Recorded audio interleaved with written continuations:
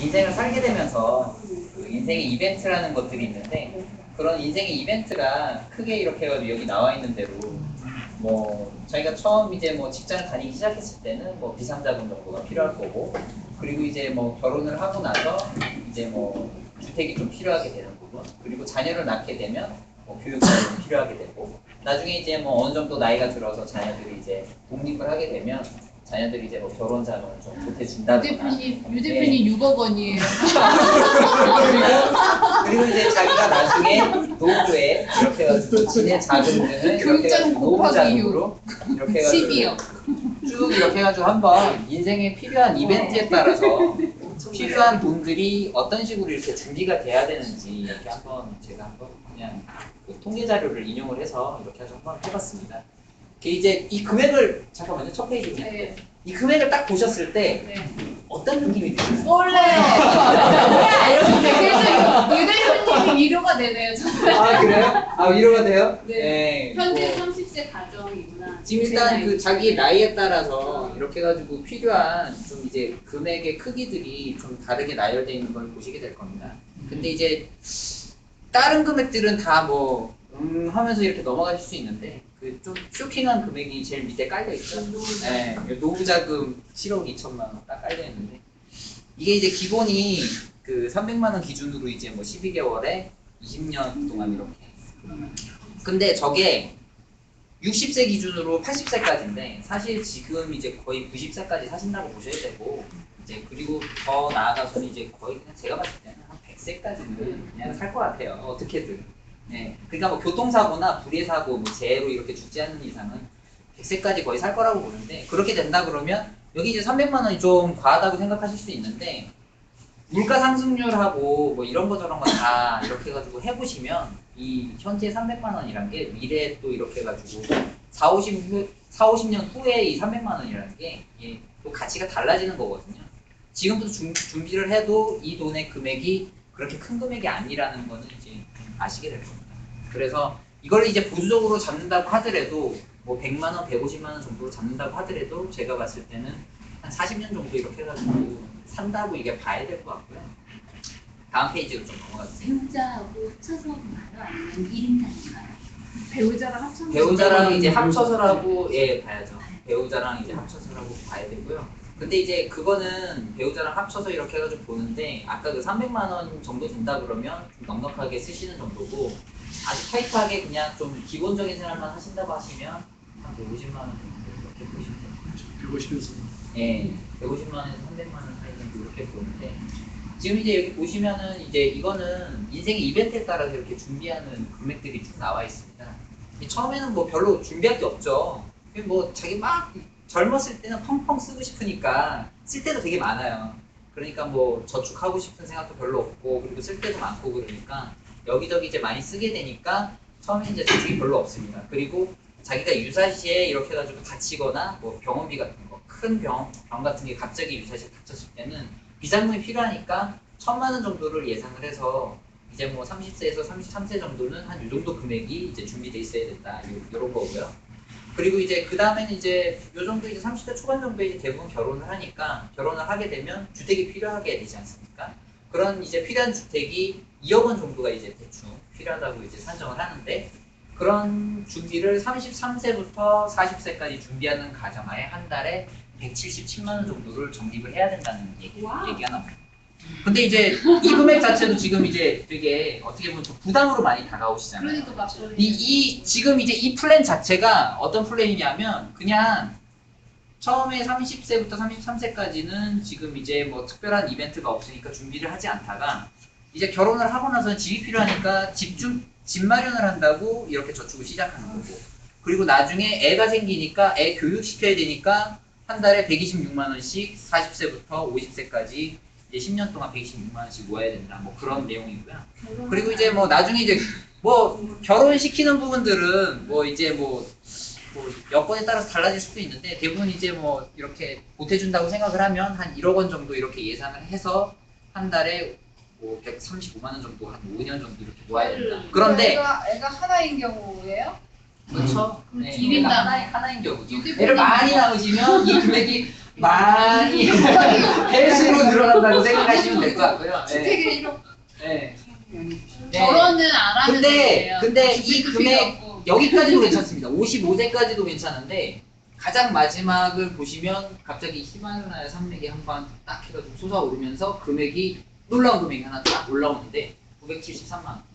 노후 준비를 해야 되는데 55세부터 노후 준비를 해서 5년 만에 한 달에 973만 원씩 구입을 하셔야 된다는 결론이 나오는데 여기서 말씀드리는 그 특징적인 내용은 딱 한 가지입니다.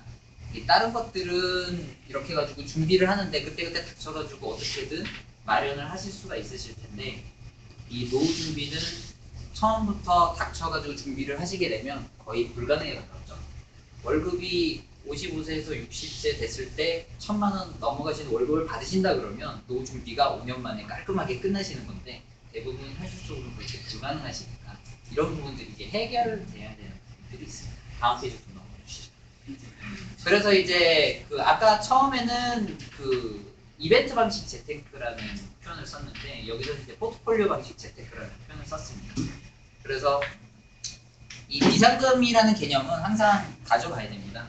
이 2천만 원이라는 내용은 자기가 실직을 하든 아니면 병에 걸리든 뭐 갑자기 급한 일로 돈이 필요하든 누구한테 뭐 빌려주든 가족을 도와주든 뭐 이런 개념의 비상금은 항상 늘 이 정도 필요하다고 보시면 되고요.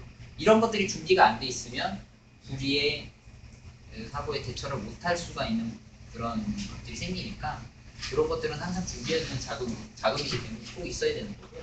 주택도 마찬가지로 집은 어떤 식으로는 있어야 되잖아요.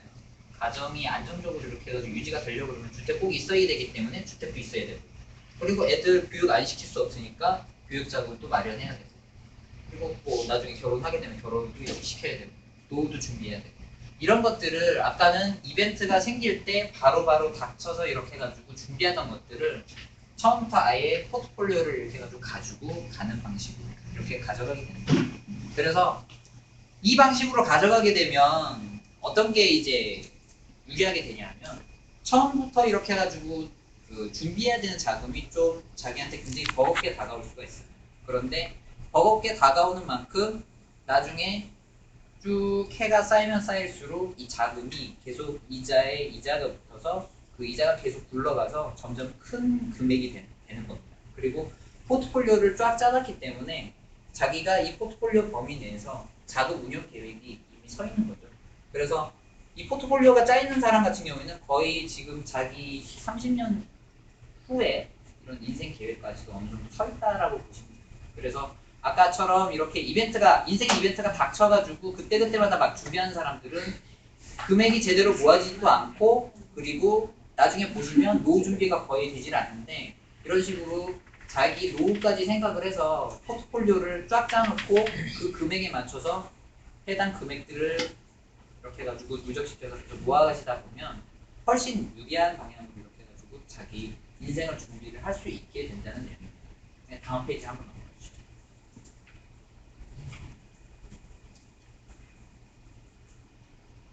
여기는 이제 뭐 아까 제가 설명을 드렸는데 뭐 다른 건 아니고 실제 납입 원금에 대한 내용입니다. 그래서 뭐 25만 원을 3년 동안 900만 원 그리고 177만 원을 뭐 7년 동안 1억 4,800만 원 준비하고 그리고 이 이벤트에 따라서 여기 앞에가 좀 잘리긴 했는데 이런 이벤트에 따라서 교육은 이런 식으로 1억 5,100만 원 그리고 결혼은 8,100만 원 뭐 이런 식으로 쭉 해가지고 뭐 973만 원은 5년 동안 5억 8,300만 원 정도 마련을 하게 되면 이 마련하는 돈의 원금에 해당되는 부분이 이제 9억 7천만 원 정도가 된다는 거죠.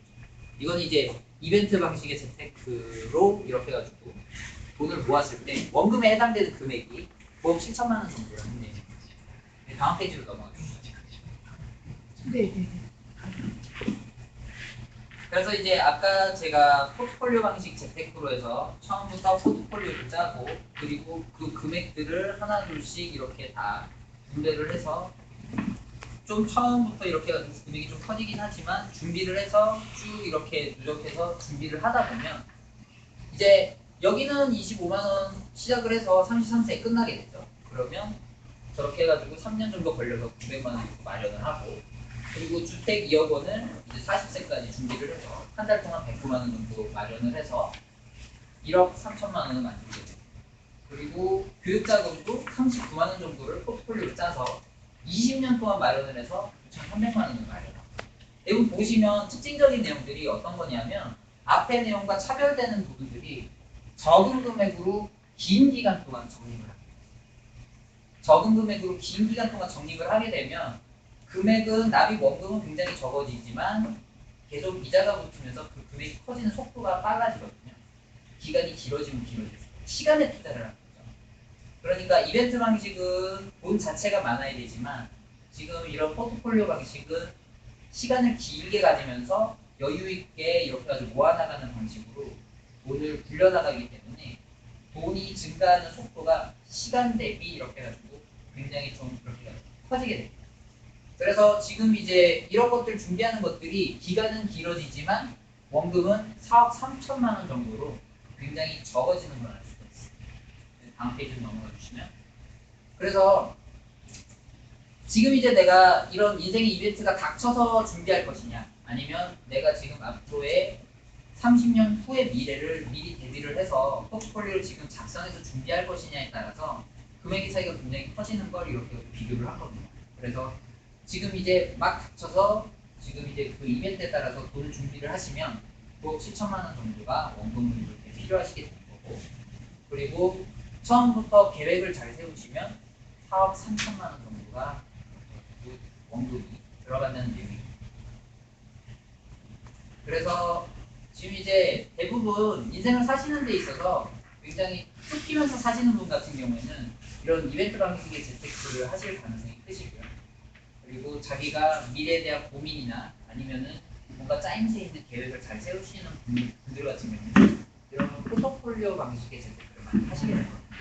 대부분 이런 식으로 계획을 짜시려고 하시면 처음부터 자기 씀씀이가 어떻게 되는지 가계부 쓰는 것부터 시작해서 그리고 계획 세우는 것까지 이런 것까지 다 습관에 이렇게 배어 있어야 되거든요.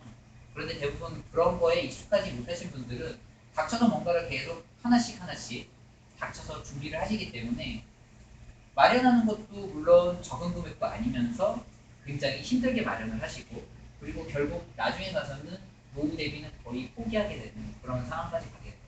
그래서 여기서 이제 알려드리는 거는 현실적으로 금액을 이렇게 가지고 제시를 해드리면서 피부에 와닿는 부분들을 이렇게 설명을 해드린 겁니다. 아까 금액적으로 이렇게 확 차이가 나는 거 크게 느끼셨죠? 그러니까 자기가 계획을 세우고 인생을 사느냐 아니면은 그때그때마다 그냥 이벤트가 발생하는 거에 따라서 인생 이벤트에 따라서 자기가 사는 거에 따라서 인생의 질이 많이 달라질 수 있다는 걸 아실 수가 있습니다. 그리고 결정적으로 여기서 가장 강조드리고 싶은 건 나머지 것들은 다 어떻게든 살면서 해결을 하실 수가 있는데 결국은 너무 늦게 준비를 하시게 되면 이 노후에 해당되는 부분들은 결국은 무방비로 해결할 수가 없는 지경까지 갈 수 있으니까 되도록이면 빨리 인생 계획을 잘 세우셔서 준비를 하시는 게 좋다라는 그런 내용이 있습니다. 강의는 여기까지 하겠습니다. 수고하셨습니다.